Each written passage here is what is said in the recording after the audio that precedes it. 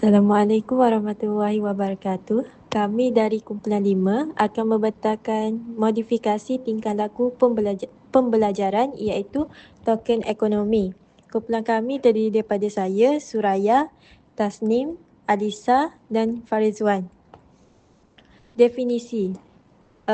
Token ekonomi adalah satu sistem intervensi tingkah laku apabila murid diberikan token iaitu ganjaran segera ketika mereka mempamerkan tingkah laku yang diingini. Token ini kemudiannya boleh dikumpul dan ditukar dengan ganjaran sebenar reinforcer yang telah dipersetujui. Komponen utama untuk sistem ini berjaya perlu ada 3 perkara ini. Tingkah laku sasaran, apa yang murid perlu buat, contohnya menyiapkan latihan dalam waktu yang ditetapkan. Token, simbol fizikal yang diberikan segera, contohnya pelekat, bintang, duit shilling plastik atau cop. Ganjaran iaitu backup reinforcers, barang atau keistimewaan yang boleh dibeli dengan token, contohnya alat tulis, waktu rehat tambahan atau hak memilih tempat duduk. Baiklah, seterusnya kita beralih kepada cara pelaksanaan token ekonomi. Yang pertama, kenal pasti tingkah laku. Guru menetapkan peraturan yang jelas, contohnya angkat tangan sebelum bercakap. Yang kedua, pemberian token.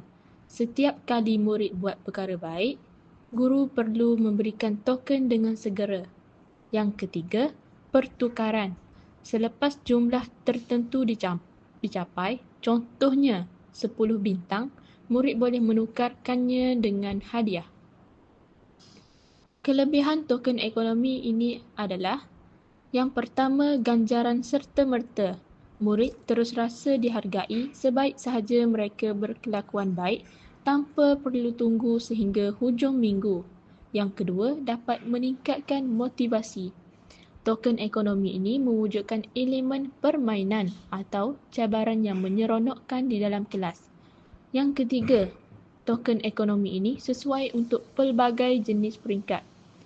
Token ekonomi ini boleh digunakan untuk murid prasekolah sehingga sekolah menengah dengan mengubah jenis ganjaran.